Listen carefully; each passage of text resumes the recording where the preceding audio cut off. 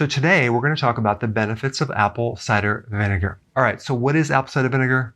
Basically, you're taking the sugar in the apple juice, and certain microbes, bacteria and yeast, are turning that sugar into alcohol, then eventually into vinegar. So there's a whole process that occurs, and the end product, vinegar, is acetic acid.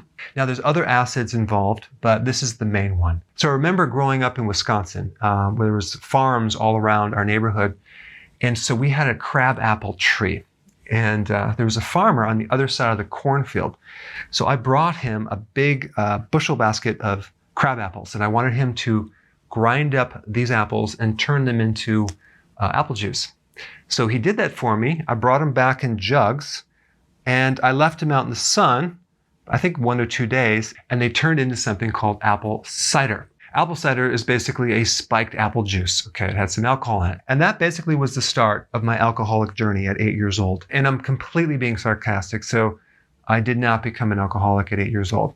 More like 20 years old. No, I'm just kidding. But the point is that if you take apple juice that's not pasteurized, not heated, it goes through fermentation, okay?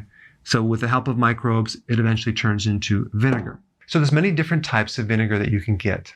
The one I'm going to recommend is a raw, unpasteurized version of vinegar, organic. Bragg's has a really good one.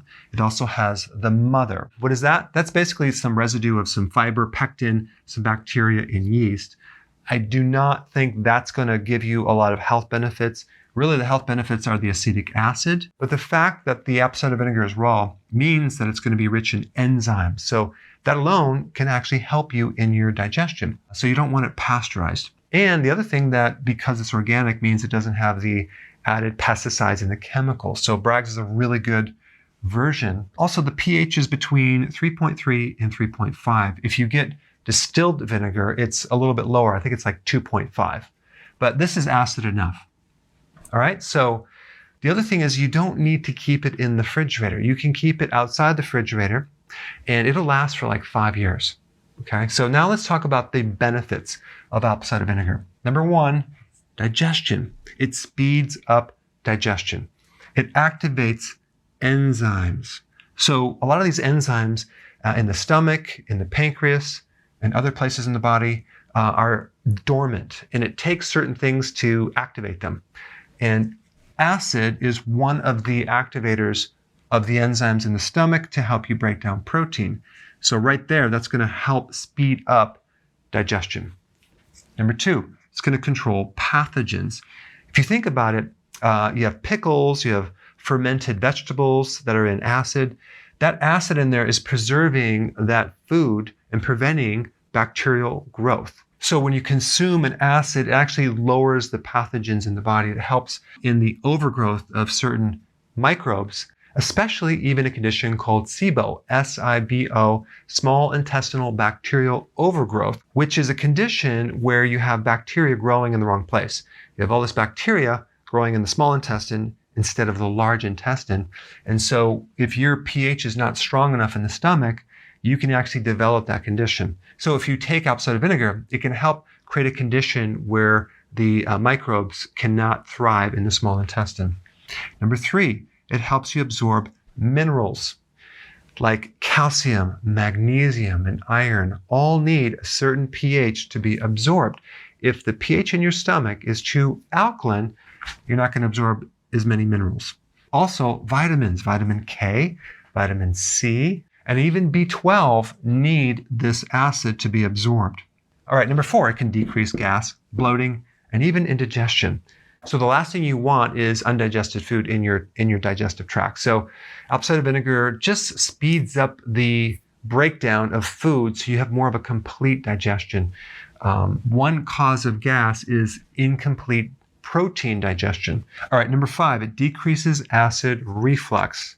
Now, normally what happens in the stomach is you have to have an acid of between 1 and 3, very, very acidic, to be able to have that valve on the top close and prevent the backup of acid that comes in your esophagus. So when you lose your stomach acid, the valve doesn't close and the acid can reflux up.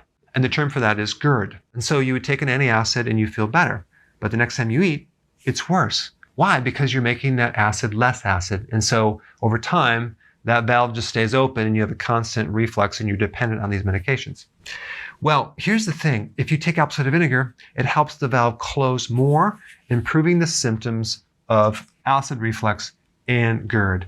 The exact opposite thing you would think that would work, but it does work. Now, even if you look at the side effects of taking medication for acid reflux and GERD, is GERD.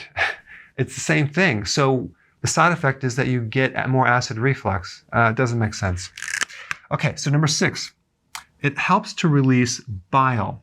The bile is made in your liver and it's released from the gallbladder, and there's a certain signal from the stomach of having a certain amount of acid that then triggers the release of the bile.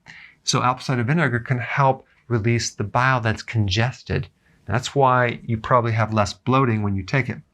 Also, the enzymes from the pancreas get released, so you have more complete digestion. All right, number 7, you get more of a complete breakdown with protein. So the protein can then turn into its amino acids, which are the building blocks of protein. And you need a certain acid to activate the enzymes to do that. Okay, apple cider vinegar can contribute to those acids. Number 8, blood sugar improvement. Apple cider vinegar can help you make glucose more sensitive. So you have less insulin resistance and thereby less insulin being produced. And that can directly cause more weight loss. So when you hear these claims about apple cider vinegar helping you lose weight, this is why. Also, it's going to help you lower cholesterol. Why? Because when you reduce insulin, you lower cholesterol. It's probably going to also help with blood pressure. And anything related to high levels of insulin, it can improve. Okay. And lastly, it can help your immune system. It can stimulate the white blood cells to speed up and help fight infection. So as you can see, there are many benefits to apple cider vinegar. So go ahead and take between 1 and 2 tablespoons of apple cider vinegar in some water. I usually use 16 ounces. I like to put lemon juice in there as well. You can use a straw so it doesn't affect your teeth. And you can take it before a meal, after a meal. I take mine in the evening, right about 6 o'clock. I usually take my wheatgrass juice powder in the morning, and I'll take this in the evening. But in summary, there's many benefits to this product. And if you don't like the taste, you can also get it into a tablet form. And I'll put a link down below if you want to take it in a pill form. All right, guys, thanks for watching. I'll see you in the next video. So if you want more knowledge on how to create a healthy body, subscribe now and get daily notifications. Daily notifications, that sounds weird. Well, I'll just remind you on a daily basis. How about that?